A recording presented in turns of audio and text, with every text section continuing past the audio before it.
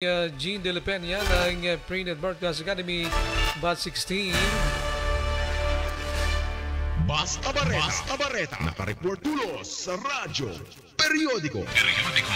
Human Review. Year 7.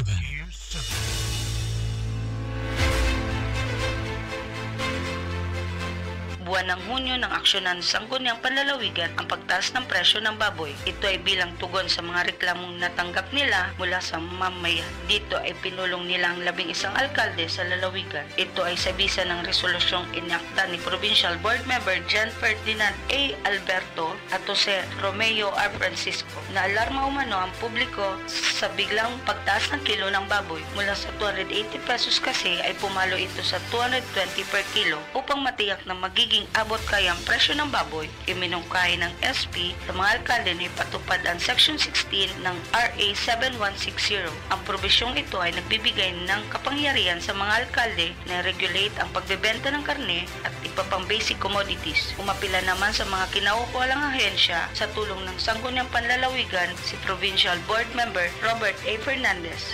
Ito ay upang bigyan ng alokasyon ang pagtatayo ng river control sa San Miguel, Panganiban, Catanduanes at iba pang barangay sa bayan ng Pandan. Sa 23rd regular session ng SP, ipinanukala ni Fernandez ang halagang 30 million pesos upang proteksyonan ang mga mamayan ng barangay San Miguel mula sa matinding baha. Patungkol pa rin sa mga nagiging gawain ng Sangguniang Panlalawigan sa buwan ng Hunyo 2023, inaprubahan ng SP sa buwan ito ang panukala na makapagtatag ng specialty center sa lalawigan. Sa buwan ding ito, napasailalim sa radar ng SP ang Porter's Fee sa Tabaco Port. Umarap sa SP ang mga kinatawan ng Philippine Port Authority Tabaco upang bigyan linaw ang isyu sa koleksyon ng Porter's Fee. Kwestiyon ni PBM member Josevan A. Balidoy kung saan ba talaga napupunta ang 55 na binabayad ng mga pasahero. 3rd SP regular session ang lagay ng mga pasilidad at gamit sa daungan. Nangako naman ang Napocor at Sueco na ibabalik ng mga ito bilang benepisyong pinansyal sa probinsya ng Catanduanes ang mahigit sa 1.4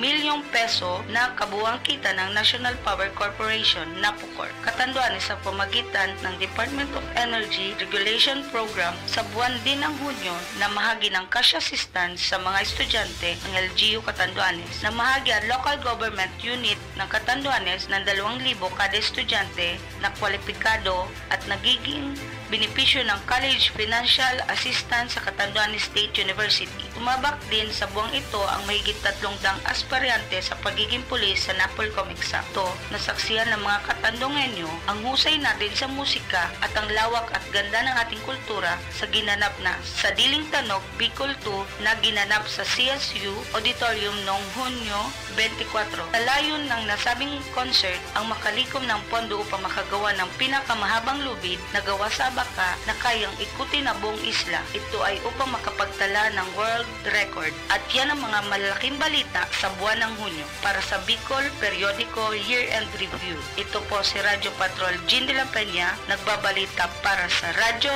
Periodico. Human Review. Year 7. Basta Barreta. Nakareport tulos sa radyo, periodiko.